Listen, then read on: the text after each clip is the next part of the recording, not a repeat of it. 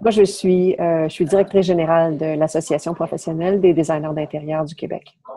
L'association, qui existe depuis 1935, travaille à encadrer ces professionnels, à leur donner un environnement, en fait, où on va pouvoir démontrer au public que le professionnel en designer d'intérieur répond à certains standards.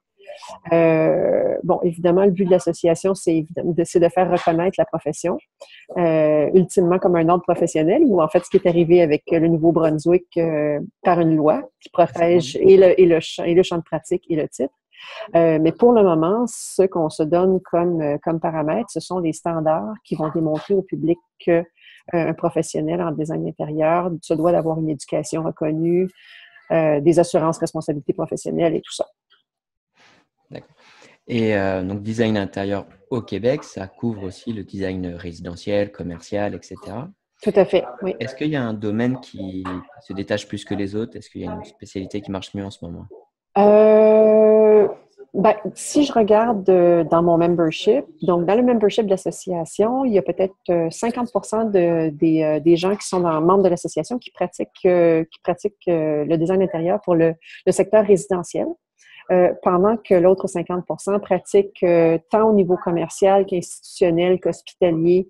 J'ai pas les statistiques exactes, mais bon, c'est réparti sur 50%. Il y a quand même des gens dans le résidentiel qui font aussi ce qu'on appelle du petit commercial ou de l'institutionnel.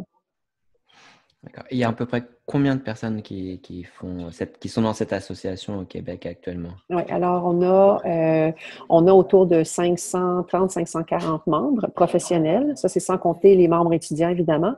Les membres étudiants en ont autour de 200-250 parce que l'association reconnaît 10 collèges, 10 cégeps au Québec qui enseignent le programme de design intérieur et l'Université de Montréal qui offre le bac et le DEC-bac, en fait, donc la formule passerelle là, aux étudiants. Est-ce qu'il y a un domaine en design intérieur qui va se développer dans les années à venir et où les étudiants actuels devraient se préparer, devraient vraiment… Oui, c'est une bonne question. Moi, je pense que je suis en train de préparer justement une présentation pour l'Université de Montréal à ce sujet-là. Je pense que le vieillissement de la population est un enjeu majeur. Et puis, mais ça peut être pris sur différents angles. Donc, tout ce qui concerne l'accessibilité, je pense que c'est quelque chose. Puis, en fait, c'est un enjeu majeur au Québec, mais c'est un enjeu majeur au Canada puis en Amérique du Nord. On a une population de gens qui vont prendre leur retraite et qui vont être des gens actifs. Alors, moi, je pense qu'il y a ça. Il y a le vieillissement de la population, mais il y a le design actif aussi qui devient de plus en plus important. Tant dans les bureaux que dans la maison. Puis ça, je pense que toutes les disciplines du design sont concernées. Je dirais aussi que ce qu'on est en train de toucher présentement, c'est tout l'aspect de la certification WELL, qui est le pendant de la certification LEED, mais qui est vraiment pour l'intérieur du bâtiment. Et je pense que les designers d'intérieur vont être appelés à être interpellés par cette certification-là. Si on peut juste expliquer, LEED, c'est pour le côté énergétique, hein, des bâtiments qui consomment peu, c'est ça? Pas juste le côté énergétique, c'est en fait l'utilisation de matériaux pour l'enveloppe du bâtiment qui sont durables. Que ce soit tant au niveau de la santé qu'au niveau de l'environnement. Donc, mais la certification WELL, elle est beaucoup plus dans l'environnement. Donc, le bien-être de l'occupant. Tant au niveau de la lumière que de l'éclairage, que du choix des matériaux, parce qu'on parle de biophilie, par exemple, on parle de design actif.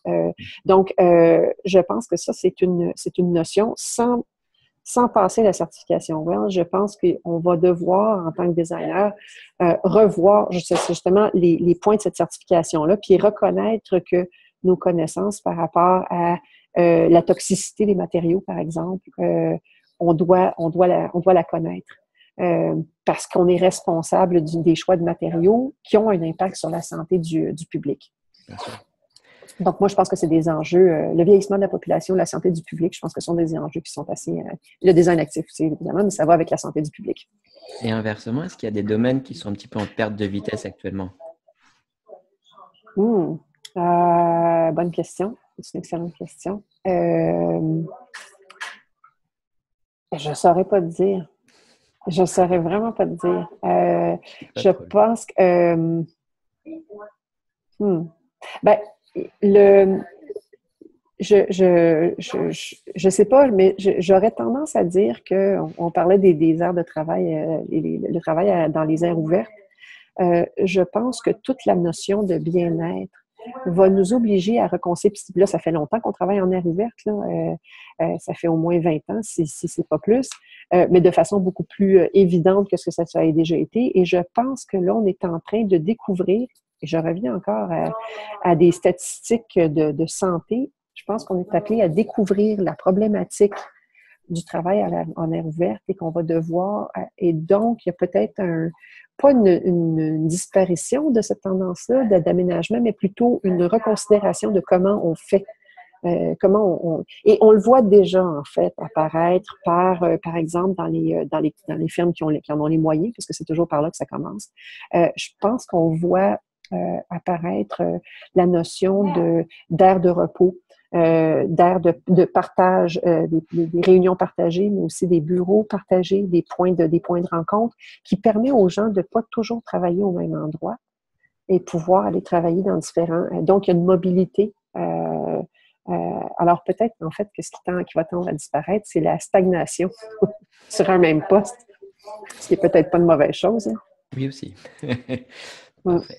Et puis, dernière question, s'il y a un jeune aujourd'hui, donc qui passe son diplôme, ses certifications, qui est avec l'association, qu'est-ce qu'il doit avoir comme qualité pour que ça fonctionne? Quel caractère marche niveau pour qu'il fonctionne aujourd'hui?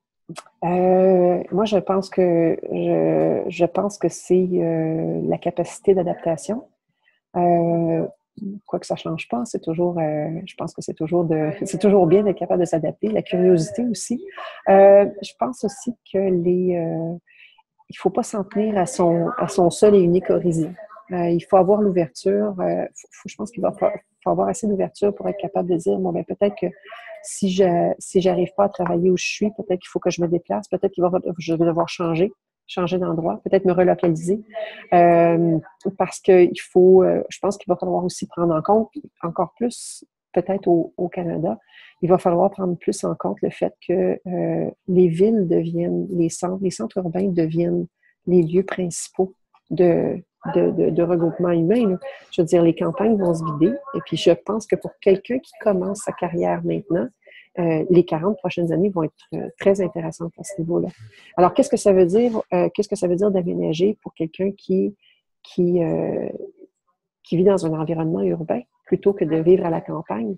Et donc, peut-être qu'il y a une considération aussi beaucoup plus à l'interdisciplinarité ou la multidisciplinarité ou la pluridisciplinarité. Donc, de s'attendre à travailler avec autant des designers industriels que des architectes paysagistes, on travaille avec les architectes, mais il y a d'autres professionnels du design qui vont devoir être pris en compte dans le travail que les designers d'intérieur ont à faire. Je pense que c'est ça aussi qu'il faut...